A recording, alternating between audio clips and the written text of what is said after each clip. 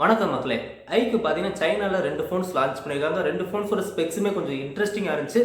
ப்ரைஸுமே அக்செப்டபுளாக இருந்துச்சு. அந்த ஃபோன்ஸ் வந்து கண்டிப்பாக இந்தியாவுக்கு வருதுன்னு சொல்லியிருக்காங்க. வாங்குறோமோ இல்லையோ அட்லீஸ்ட் ஒரு ஜென்ரல் நாலேஜ்க்காவது அந்த ஃபோன்ஸை பற்றி தெரிஞ்சுக்கணும் இல்லையா, அதுக்காக தான் இந்த வீடியோ. அந்த 2 ஃபோன்ஸ் என்னன்னா IQOO 5 அண்ட் 5 Pro தான். வெயிட், IQOO 3 வந்து இந்தியாவில் லான்ச் பண்ணாங்க. IQOO 4 எப்படா லான்ச் பண்ணாங்கன்னு கேட்டிங்கன்னா IQOO 4 வந்து லான்ச் பண்ணவே இல்லை. ஏன்னா 4ன்றது சைனாவில் அன்லக்கி நம்பர் அப்படின்னு நிறைய பேர் நம்புறாங்க. அதனால 4 ஸ்கிப் பண்ணிட்டாங்க. டைரெக்டாக 5 அண்ட் 5 Pro ஜம்ப் பண்ணிட்டாங்க. இந்த 2 ஃபோன்ஸ்க்குமே பார்த்தீங்கன்னா ஸ்பெசிஃபிகேஷன் சிமிலராக தான் இருக்குது. அந்த பேட்டரியும் கேமரா மட்டும்தான் லைட்டாக சேஞ்ச் ஆயிருக்கு. அந்த ஸ்பெசிஃபிகேஷன்ஸ் பார்க்கறதுக்கு முன்னாடி இப்போ நீங்கள் பார்த்துட்டு இருக்க இந்த வீடியோ பார்த்தீங்கன்னா சாம்சங்கோட M31s ஃப்ரண்ட் கேமராவில் ஷூட் பண்ணிட்டு இருக்கேன். ஃபர்ஸ்ட் 2 ஃபோனுக்கும் சிமிலாரிட்டிஸ் மட்டும் பார்க்கலாம். டிஸ்பிளே 2 ஃபோன்ஸ்லேயுமே பார்த்தீங்கன்னா 6.56 இன்ச் AMOLED டிஸ்பிளே கொடுத்துருக்காங்க. இப்போ வர ஃபோன்ஸ்லாம் பார்த்தீங்கன்னா 6.7 6.8 ரொம்ப பெரிய டிஸ்பிளே கொடுத்துருக்காங்க.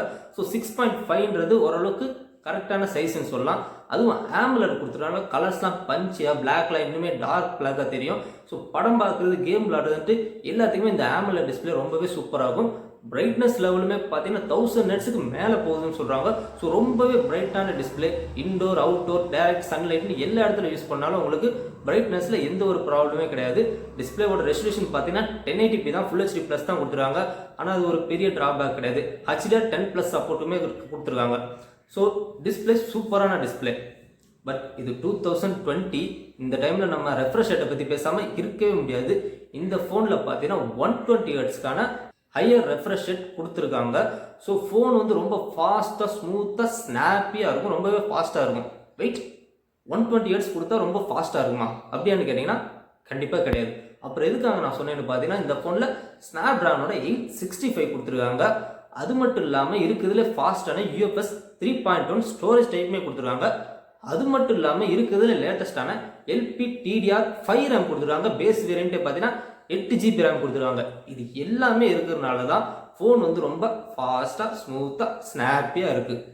பட் ஒரு பட் இருக்குது. என்ன அப்படின்னா, ஐக்யூன்றது ஒரு கேமிங் ஃபோக்கஸ்டு ஃபோன்.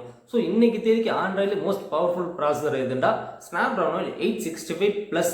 இதுவே அவைலபிளாக இருக்குது. ஆனால் இருந்தாலுமே ஸ்னாப்ட்ராகன் 865 தான் யூஸ் பண்ணியிருக்காங்க. அது கொஞ்சம் டிசப்பாயிண்டாக இருந்துச்சு. ஏன்னா 865 விட 865+ வந்து ஒரு ஓவர் கிளாக்டு வெர்ஷன். ஜிபி வந்து கொஞ்சம் பவர்ஃபுல்லாக இருக்கும். நம்ம இப்போ 2 கேம் ஒரே டைமில் விளாடும்போது இல்லை நிறைய ஆப்ஸ் மாற்றி ஜம்ப் பண்ணும்போது பார்த்தீங்கன்னா இந்த ஹையர் கிளாஸ் ஜிபியு வந்து கொஞ்சம் யூஸ்ஃபுல்லாக இருக்கும். அதனால தான் 865+ இருந்தால் நல்லாயிருக்கும்னு நினச்சேன். அதுக்காக 865 ஒன்றும் மோசமான சிப்லாம் கிடையாது. இது அதுவுமே ரொம்ப பவர்ஃபுல்லான ப்ராசஸர் தான். எல்லா கேம்ஸு எல்லாமே ஈஸியாகவே ரன் பண்ணும். Adreno 650 GPU இருக்கிறதுனால உங்களுக்கு வந்துட்டு அந்த லேக்ன்ற ஃபீலே இருக்காது. ரொம்ப ஃபாஸ்ட்டாக இருக்கும். இந்த ஃபோனில் ஒரு கான்ட்ரவர்ஷியலான விஷயம் இருக்குது. அது என்னன்னு பார்த்தீங்கன்னா, இந்த ஃபோன்ஸோட பேட்டரி தான். இதில் தான் ரெண்டுமே டிஃபர் ஆகுது. IQOO 5ல் பார்த்தீங்கன்னா 4500 mAh பேட்டரி கொடுத்துருக்காங்க. IQOO 5 Proவில் பார்த்தீங்கன்னா 4000 mAh பேட்டரி கொடுத்துருக்காங்க. எஸ், ப்ரோன்னு பேர் வச்சுட்டு நான் ப்ரோ வெர்ஷனை விட பேட்டரி லைஃப் வந்து கம்மியாக கொடுத்துருக்கீங்களே, எதுக்காக அப்புறம் எதுக்கு ப்ரோன்னு பேர் வச்சிங்க அப்படின்னு கேட்டால் அதுக்கு IQOO சொல்கிற ஆன்சர் என்னென்னு பார்த்தீங்கன்னா, நாங்கள் ப்ரோ லெவல் சார்ஜர் கொடுக்குறோம் இந்த ஃபோனில், அதனால தான் இது ப்ரோ வெர்ஷன் அப்படின்னு சொல்கிறாங்க. ப்ரோ லெவல் சார்ஜரா? அப்படி என்ன தான் சார்ஜர் இருக்குது அப்படின்னு கேட்டிங்கன்னா, இதில் 120 வாட் ஃபாஸ்ட் சார்ஜிங் சப்போர்ட் இருக்குது. 120 வாட். இந்த சார்ஜரை வச்சு இந்த 4000 mAh பேட்டரியை வெறும் 15 நிமிஷத்தில் 0 to 100 சார்ஜ் பண்ணிக்க முடியும். 15 நிமிஷத்தில் ஃபோன் வெடிக்காமல் இருந்தால் சரி. IQOO 5ல் பார்த்தீங்கன்னா 4500 mAh இருந்தாலுமே அது கூட 55 வாட் ஃபாஸ்ட் சார்ஜிங் சப்போர்ட் கொடுக்குறாங்க. அதை வச்சுட்டு அரை மணி நேரத்தில் உங்களால் 50% வரைக்கும் சார்ஜ் பண்ணிக்க முடியும். எதுக்காக? ஆனால் இது மெயினாக பார்த்தீங்கன்னா 4000 mAh கொடுத்ததுக்கான காரணம் என்னென்னு பார்த்தீங்கன்னா, அந்த 15 நிமிஷத்தில் 4000 mAh வந்து ஃபுல்லாக சார்ஜ் பண்ண முடியும். இதே 4500 mAh 5000 mAh கொடுத்தாங்கன்னா ஒரு 18 நிமிஷம் 20 நிமிஷம் போகும். அதை குறைக்கிறதுக்காக தான் வேண்டிய பேட்டரி லைஃபை குறைச்சிருக்காங்க.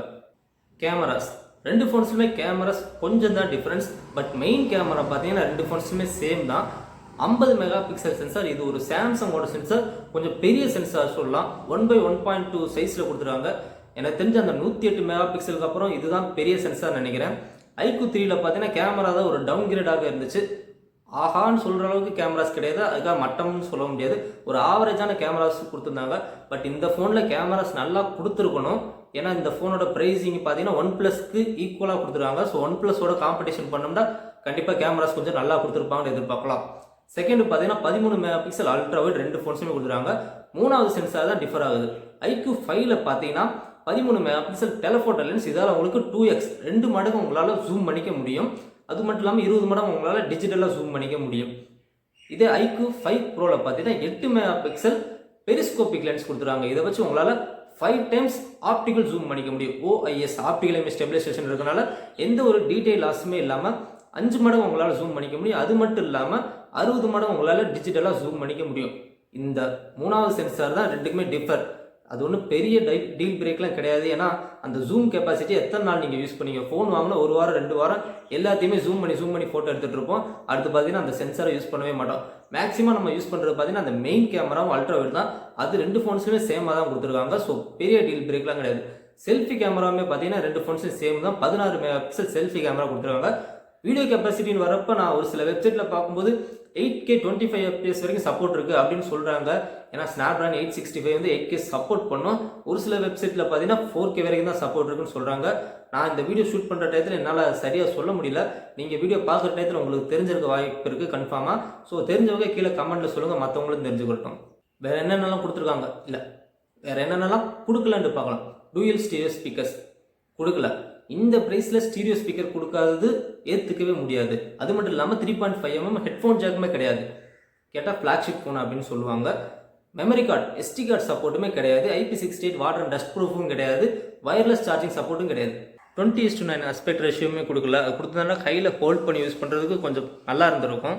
அப்புறம் என்ன தானே கொடுத்துருக்காங்க அப்படின்னு கேட்டிங்கன்னா, டூயல் சிம் சப்போர்ட் இருக்குது, NFC சப்போர்ட் இருக்குது, ரிவர்ஸ் சார்ஜிங் சப்போர்ட் இருக்குது கேபிளை வச்சு. 5G வந்து அங்கே இருக்குது, இந்தியாவுக்கு வரும்போது இருக்குமா என்னன்னு தெரியல, பார்க்கலாம். இன்டிஸ்பிளே ஃபிங்கர் பிரிண்ட் ஸ்கேனர் கொடுத்துருக்காங்க. அது கொஞ்சம் ஃபாஸ்ட்டாக அக்யூரேட்டாகவே இருக்கும், பிரச்சனை இல்லை. சாஃப்ட்வேரை பொறுத்தளவுக்கு Android 10ல் பில்ட் பண்ணியிருக்காங்க. IQOOட UIயில் தான் ரன் ஆகிட்டு இருக்கு. IQOO ஓரளவுக்கு ஓகே நல்லா தான் இருக்குன்னு சொல்லலாம். ஆனால் சாஃப்ட்வேர் அப்டேட் எப்படி வரும்னு தெரியல. அட்லீஸ்ட் ஒரு 2 வருஷத்துக்காவது கேரண்டி கொடுத்தா தான் ஒர்த்தாக இருக்கும். ஃபைனலாக ப்ரைஸிங் பற்றி பார்க்கலாம்.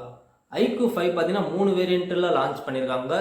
8+128GB storage variant, 12+128, 12+256. இதோட பேஸ் வேரியன்ட் பார்த்தீங்கன்னா கிட்டத்தட்ட 4000 யுவானுக்கு சைனாவில் லான்ச் பண்ணியிருக்காங்க. அதை அப்படியே கன்வெர்ட் பண்ணிங்கன்னா 43,000 வாட் வரும். IQOO 5 Pro பார்த்தீங்கன்னா 2 வேரியன்ட் தான். 8+256, 12+256GB. இதோட பேஸ் வேரியன்ட் பார்த்தீங்கன்னா 5000 யுவான்ட்டு வரும். அதை அப்படியே கன்வெர்ட் பண்ணிங்கன்னா 53,000 ரூபா அந்த ரேஞ்சில் வரும். இந்த IQOO 5 வந்து 43,000 ரூபாய்க்கு ஒர்த்தா அப்படின்னு கேட்டிங்கன்னா, இது டேரெக்டாக OnePlusக்கு வந்து ஈக்குவலாக இருக்குது. ஸோ சாஃப்ட்வேர் அப்டேட்டும் கரெக்டாக கொடுத்துட்டு கேமரா கொஞ்சம் இம்ப்ரூவ் பண்ணால் கண்டிப்பாக ஒர்த்து மாதிரி தான் தெரியுது. OnePlus வேணான்னு நினைக்கிறவங்க இந்த ஃபோனுக்கு மாறலாம், நல்லா தான் இருக்கும். IQOO 5 Pro வாங்கலாமான்னு கேட்டிங்கன்னா, என்கிட்ட நிறைய காசு இருக்குது ப்ரோ, என்ன பண்ணுறதுனே தெரில அப்படின்னு நினைக்கிறவங்க சில பேர் இருப்பீங்க. அவங்க கண்டிப்பாக இந்த ஃபோனை வாங்கலாம். ஸோ அவ்வளோதான் இந்த வீடியோ பிடிச்சினா லைக் பண்ணி உங்கள் நண்பர்களுக்கும் ஷேர் பண்ணுங்கள். அடுத்த நல்லது ஒரு வீடியோவில் பார்க்கலாம். நன்றி.